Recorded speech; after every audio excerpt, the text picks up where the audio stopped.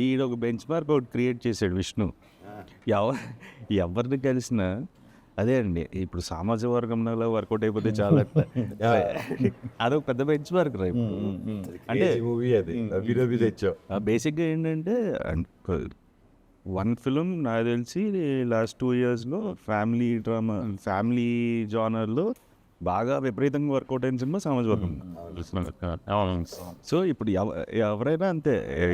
కొంచెం ఆ genre miss అవుతున్నారు ఇప్పుడు అవును. audience. అవి చూడడానికి ఎప్పుడు రెడీగా ఉంటారు. మనం ప్రాపర్ ఇది ఇస్తే సేమ్ ఇప్పుడు మీద చూస్తున్నా నరేష్ గారు ఎంటర్టైన్మెంట్కి ఆయన ఇప్పుడు అసలు చాలా బాగా చూసి వెళ్తున్నారు. చాలా బాగుంటున్నాయి అన్ని.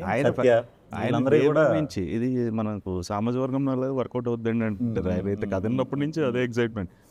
ఈవెన్ డిస్ట్రిబ్యూటర్స్ కానీ లేకపోతే ఇప్పుడు యూఎస్ రిలీజ్ చేస్తున్నారు కదా ప్రతి వాళ్ళు కూడా మనకి అదే స్పేస్లో ఉందండి. సో మనకు ఆ ఫస్ట్ ఇనిషియల్ టాక్ బాగుంటే డెఫినెట్గా పెద్ద పని అవుతుంది. పండగ పండగ కంపల్సరీ ఫ్యామిలీ సినిమాగానే వస్తారు.